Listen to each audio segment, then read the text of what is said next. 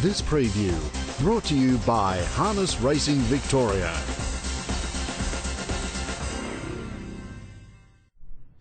Adam Hamilton with you, having a look at this Melton program tonight. The Breeders' Crown has come and gone. There were so many fantastic performances, both equine and human, with some wonderful drives and training performances last Sunday. We come back down to earth a little bit, but only just because we've got a sensational couple of races in the middle of the program here at Melton tonight. There are 11 races, and we're going to go through them race by race, but the major focus will be on the VHRSC 3-year-old Cup, which is the 5th event on the program. Boy, there's 6 or 7 horses here that have got the potential to become very, very nice paces.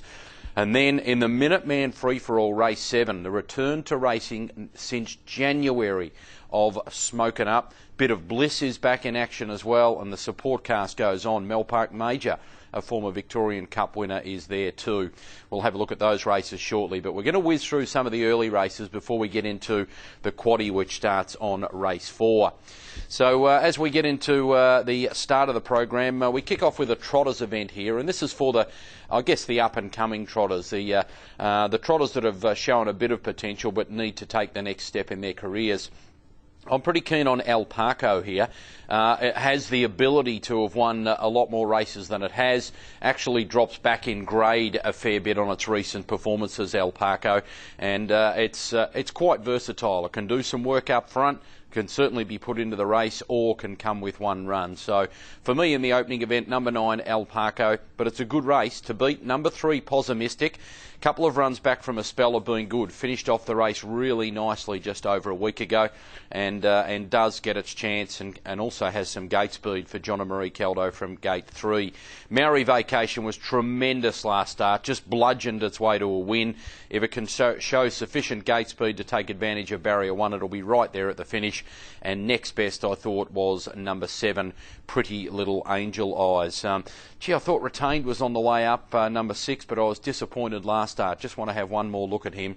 He'd be good enough to win this on his best form. But Alpaco particularly on an each-way basis in the opening event.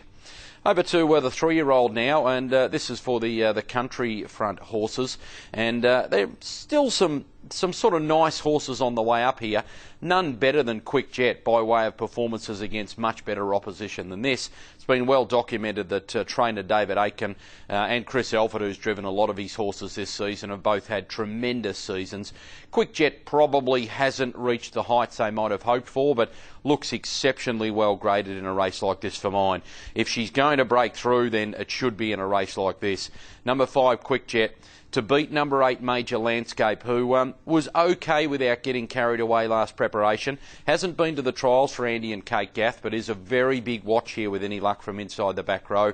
Number 7 Exotic Native also returns to racing, but would be competitive on its best form, albeit needing a little bit of luck from the wide draw. And the consistent DJ Ray has also drawn wide for Diane Giles and her partner, of course, Lance Justice. So it comes into the mix, number 6 DJ Ray. But I'm pretty keen, as keen as you can be, on a bit of a bridesmaid runner in Quick Jet. I do like it, certainly on an each-way basis. Let's go to the 3rd race now, and this is for the fast class trotters.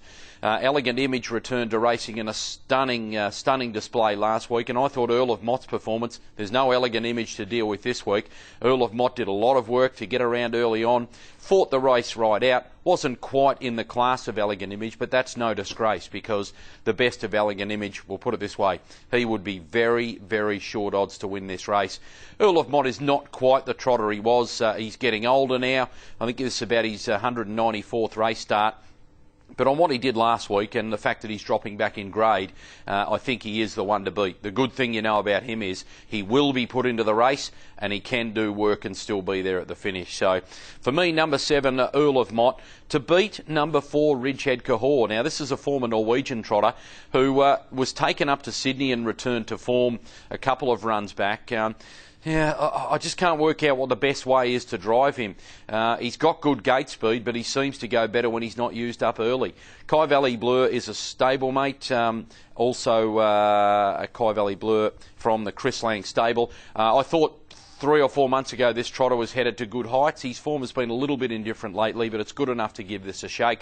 And Earl Harbour keeps running nice races without winning, and this is certainly the right sort of level for him to be competitive. Going to stick with the class and the one that can do all the work if needed. 7 Earl of Mott ahead of 4, 6 and 5 in race 3. Now we go to the first leg of the quaddie. Going to go back, take you back to a race run at Melton last Friday night. Narra Operative got beaten, but the performance from this Peter Manning trained pacer, driven by Karen Manning, was absolutely fantastic. Did a stack of work, hits the lead here, and watch how Narra Operative fights it right out to the line. Outside, Narra Operative led Penny Union trying to gun it down. It's Narra Operative, Penny Union coming at it. Penny Union going to Narra Operative and Penny Union. Penny Union has won it from Narra Operative in a photo for third. Better believe it, and out very wide, cheap tint. It was one of those cases where Narra Operative did all of the work. Penny Union had the absolute ice-cold sit on it, pulled out, and really took until the last 50 metres or so to get there. Narra Operative only needs to reproduce that sort of form to come out and win tonight. Back row draw doesn't so worry me because Narra Operative can do a lot of work. I'm really keen tonight. I'm hoping for somewhere around the $2.60, $2.80 mark. Number 10, Narra Operative, to beat number 4, Astronaut, who certainly finds it hard to win, but is dropping back a little bit in grade and has got form, which would stand up in this race against much better company. Run Forest is a fascinating horse. Has gone through a bit of a reinvention, really, in a lot of ways. Draws wide, prefers to be driven sit-sprint these days, but is good enough to give this a shake. And Elsu Prince comes into play as well. We'll obviously need that. We'll get a cold trip from inside of the back row, barrier 8, but we'll need luck at the right time. I'm very keen, though, on number 10, Narra Operative, ahead of 4, 7 and 8 in race 4. Now, one of the 2 features tonight. This is the 3-year-old Cup, and what a race. I think there's 6 or 7 horses that I'd love to have a share in this race. I've got to go with the immensely exciting Hilltop Hustler. He's just continually run some amazing sectional times in his races, and I like the way that even though it was a much weaker race he was in last time, he was set a challenge. The leader was cut loose. He had to do a lot of chasing. He did it and still switched it into another gear and won impressively. Really good to see Michael Stanley as trainer and driver with a lovely horse here.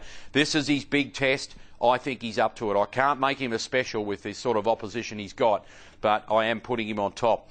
Nowitzki comes through running seconds and thirds to a bit of a legend in the Breeders' Crown semis and finals. He drew poorly in those. He draws poorly again here. He's a pacer of enormous talent, and he's come a long way this season. It's a monster drop in grade. Bit of a legend would win this race for fun. Nowitzki has been good behind him, albeit beaten big spaces those last couple of starts. And then number 9, Gotta Go Yankee, is certainly an interesting runner, as is number 8, our Beau Vite. They're both newcomers to Karen Manning's stable. They come through similar form lines over in New Zealand, but Gotta Go Yankee maybe has slightly stronger form. And Chili Palmer's drawn nicely in barrier 1. This is a horse who came through the Breeders' Crown, won a consolation of it last time, was disappointing in the semi-final, no question about that, but could improve from barrier 1. Just not sure what sort of gate speed it'll show from there. I'm going with Hilltop Hustler in a gem of a race to beat number 12 Nowitzki, 9 Gotta Go Yankee, number 1 Chili Palmer, but that's leaving out horses like also our Beau Vite from barrier 8, and even Really Under Fire and Ginger Bliss have got a little bit of class about them. Ripper Race the 5th, I'm going with Hilltop Hustler. Let's get into race 6 now. It's the 3rd leg of the quaddie, and I think it's one that we need to load up in, largely because of barrier draws and good gate speed. I'm going to go with the relatively recent addition across from New Zealand for the Jeff Webster stable. Jeff's taking the reins himself on number 1, Our Precious Mark. Miss Precious Mark, I should say. Has really good gate speed. Goes into this with a good draw as opposed to the major dangers. My 2nd, 3rd and 4th picks have all drawn off the back row. So if she can use the speed, preferably take a trail on something that then won't hand up and get used to the sprint lane, that would be her best chance of winning. I'm going with her, number 1, Miss Precious Mark, to beat Number 12, Little Red Cloud, now drops back monstrously in grade from recent runs and hasn't been disgraced against mares and opposition that would be too good for this sort of class. Number 9, Better Believe It, doesn't win out of turn, but is usually thereabouts, and this is the right sort of class for her. And Stylish Jasper, loves being driven sit sprint. For the race was at Cranbourne, you'd want to be on her. Can she translate the form over to Melton in a race like this? She certainly can if she gets the right sort of drag into the race. I'm going to go each way, 1 Miss Precious mark to beat 12, 9 and 10 in race 6. Let's go to the 7th. This is the highlight of the race. In fact, it's the highlight of harness racing this weekend without any question. It's a Minuteman free-for-all. For about 3 weeks now, we've known that trainers like Alan Tubbs with Mel Park Major, Scotty Stewart with Bitter Bliss, and even more significantly Lance Justice with Smokin' Up have been setting their horses to run in this race. In the case of Mel Park Major and Smokin' Up, they're first up since long breaks. Smokin' Up hasn't raced since a Ballarat Cup performance back on January 25. He's had his injuries, and Mel Park Major usually, I just think he might take a run or two to get fit anyway. I'm going to go with Bitter Bliss. He too had a minor setback after a slashing first up run here. I want to go to this performance. He had no right from last to get as close as he did. Let's pick up the call. Remember, they ran home in some really quick times. There he is, clear last, pulling to the outside. He has to scrape the grandstand and still gets very, very close. He's a star. Jacker Clive, Mochu Crusader, Bitter Bliss running on. I'm Barney Rubbles in front. Bitter Bliss has come from last. It is flashing home, but I'm Barney Rubble in front, and I'm Barney Rubble won it. I'm Barney Rubble first, beat Bitter Bliss, Mochu Crusader, Smudge Bromac, Wartime. Yeah, incredible performance. I'm Barney Rubble, got away with a bludge up front, made it impossible for those from behind. He smashed the clock to get that close. He went straight past Mochu Crusader, who then came out and won his next start. Bit of bliss for me. He's got that added little bit of race fitness on his side. He hasn't been on the sidelines as long as Smokin' Up. Going to go with him and very keen on him, 13. To beat Smokin' Up. Now, his trial form, and he's had plenty of them, has been okay without getting carried away. He was up against XL Stride and Courage to Rule in a recent trial. In the case of XL Stride, he handled him very easily, but he's tough. He's a racehorse, so he'll go even better than he has been at the trials. Mochu Crusader is really getting back to his best form, but as we saw, the best of Bitter Bliss is better than Mochu Crusader. And you've got to respect Mel Park Major. I've got no doubt he'll need the run, but he's drawn nicely in barrier 3, and he's got and he moves into barrier 2 now, and he's got the gate speed to use that draw. Whether he wants to hold the lead first up is going to be the big question, but he's got a stamp of class about him. They're super keen to try and get him through that $1 million barrier, Mel Park Major. But for me, it's Bitter Bliss on race fitness and just where he's at in his career. 13 to beat 12, 10 and 3 in a gem of a Minuteman free-for-all race 7. Well, that rounds out the quaddie. We've still got another 4 races to come after that tonight. I'll give you my thoughts on the quaddie once we get through the remainder of the races. Let's look at those quickly. In the Bill Hutchison Tribute, which is race 8, a great long-time friend of ours here at Sky Racing. Good to see a race named after him. There's a big tribute night for Hutchie coming up tonight, so it's good to see him being honoured for his contributions to harness racing. Number 7, Excite Us in the City. His recent form has been unbelievable. He's so strong. He's going to need to be from the wide draw, but he does pick himself in this race. It's just going to be a matter of how short he gets. He won't get it all his own way because there's some pretty good opposition, maybe not as strong and classy as him, but I'm going to go with him, 7, Excite Us in the City, to beat Qatari Roland, who looks to be emerging from a little bit of a form dip to get back to his best form. Just not sure what sort of gate speed he's going to show from out there in barrier 6. Donegal Delight, it's clear now that the Tubbses like to drive this former Kiwi mare ice cold. That means that she needs a lot of luck at the right time, but she has got a lethal finishing burst. And good old Artok. Well done to you, Danny Mullen. He's really got this horse back and in terrific form. He won the final race on Breeders' Crown last Sunday. He's had a busy racing schedule, but boy, oh boy, he's enjoying it. This is a much harder assignment for him, though, this time out against the likes of Excite Us in the City and Qatari Roland. 7, 6, 9 and 10 for me in the Bill Hutchison Tribute, race 8. Let's go to race 9 now, and gate speed and wide barriers are the key for my 2 top chances here. Pine Vale Willpower, you look at its form and go, oh, 009. How can it be favourite? Why would it come out and win this race? Well, simple. It's got blazing gate speed and it's down miles in grade on its recent runs. Last time it drew this sort of alley, it speared to the front and beat a better field than this. I think it's clearly the one to beat tonight. Number 6, Pinevale Willpower, to beat Waterhorse, who returned really well with a good first up win from back in the field. Really hasn't had a lot go right since. Again, Kieran Manning, as trainer and driver, has got to make the decision on what to do from the wide draw tonight. Mark Dennis is consistent. He's not one of mine, and he's better when he's drawn the front row. And Farmers and Tradies, 2 runs back from a spell. Slight improvement last Sunday in the final race here on Breeders' Crown Day.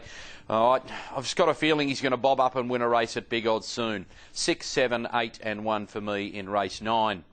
Now we go to the 10th event. This is for the trotters, and there's a few open races on this meeting, but I think this is the most open of the lot. Very, very hard race for me to sort out here.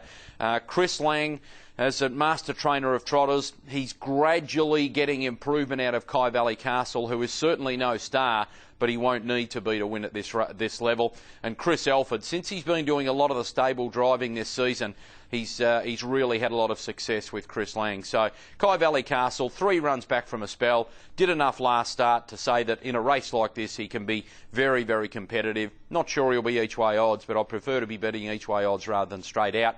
Monica My Dear is always competitive in this grade for David Murphy. Has gate speed if David wants to use that. 2 of the last 3 runs have been really, really good, and this is the right sort of grade for Monica. Then we go to Flying Maori, 3 runs back from a spell. Good win a couple of starts back, and then you can put the pen through last time. And Aku Pango has certainly got to be put in the mix as well. Ultra consistent and comes into barrier 4. But there's better races to get involved in. If I had to play, I'd be going each way number 5, Kai Valley Castle, ahead of 7, 6 and 4 in race 10. It's not the final event. There's an 11 race program tonight. Small field in the last, but this is actually a pretty good race to finish up with. Not saying there's any stars in it, but there's some pretty good form lines here. Chakti Bromac has been coming through Breeders' Crown-like races and drops back big time in class. John Justice hoped to be part of the Breeders' Crown Series with his terrifically talented New South Wales Derby winning 3-year-old Lenny the Shark. It wasn't to be. This horse is in nowhere near the league of Lenny the Shark, but he's a nice sort of pacer, Chakti Bromac, and I think he finds a very, very suitable race here. So I'm putting him on top, number 3. 5th in Broadway is a little bit of a bet at your own risk. The ability is there, no doubt. The breeding's there. Shannon McLean, who has had so much success with all of the Broadways and the family breed, none more so than Broadway's best, who's in the Minuteman Free-for-All tonight. You'd like to see 5th and Broadway come out and win a race, though. Runs some big races, makes mistakes, catches the eye, and then unfortunately doesn't always deliver next time out. Metro Mint is going well enough to be competitive in this sort of class, and next best I'd pop in 11th Command, largely because of the barrier draw. This one also trained by John Justice, stablemate of my top pick Chakti Bromac, and Brian Gath takes the drive from barrier 1. So small field, but an interesting race to finish up with. I'm in the Chakti Bromac corner, 3 to beat 7, 4 and 1. Let's have a look at a summary of the program now, and as we mentioned on the run-through, in race 4, number 10, Narra Operative. Gee, I was taken by the performance last week in what I thought was a better race, and it showed that Narra Operative can do work and still be there at the finish. Time to stand up tonight, and I think Narra Operative can do so. Race 4, number 10, my best bet. Best roughie, well, not so much a roughie, more a value bet, I guess. Bit of bliss. It'll be interesting to see. There's no fixed odds markets on this one. That'll be opening up around 10 to 15 minutes before the race. It'll be interesting to see how the tab.com.au bookies rate horses like Mel Park Major, Motu Crusader, Have a Bender, Smoking Up, and Bit of Bliss, given where they're at in the different stages of their preparations. But his value, I think, if he's around the $3.50 or better, Bit of Bliss, race 7, number 13. And now on to the quaddie. Well, I think to cut costs, let's go with Narra Operative 1 out in the first leg. I think It's up to you. I mean, if you want to go wider, well and good, but I think we need to go wide in the second, third and fourth leg. So I am going to put the eggs in the basket of Narra Operative in race 4, number 10, as the one out in the first leg. In the second leg, going for numbers 1, 8, 9, 11 and 12. 1, 8, 9, 11, 12. The third leg, even wider, 1, 2, 7, 9, 10 and 11. 1, 2, 7, 9, 10 and 11. They're in race 6. And then in the Minuteman free-for-all, look, even though I'm very keen on Bit of Bliss, the potential is there if from the barrier draw that you can't make him an absolute standout, put it that way. So you could take him one out if you're as confident as me, but I'm suggesting you go a little bit wider in the last leg. Numbers 3, 10, 11, 12 and 13. That will get you $75 for a 50% share if successful. It's a tremendous meeting tonight. It's not quite Breeders' Crown Super Sunday, but it's great to see the old guy smoking up back. Bit of Bliss in action as well. Mel Park Major and that 3-year-old race, the 3-year-old Cup, the 5th event on the program at 7:14 is an absolute gem. Good luck if you're getting involved tonight. It's harness racing in great style out there at Melton's Tabcorp Park, and the action gets underway very early with the first race at 4:58. This preview brought to you by Harness Racing Victoria.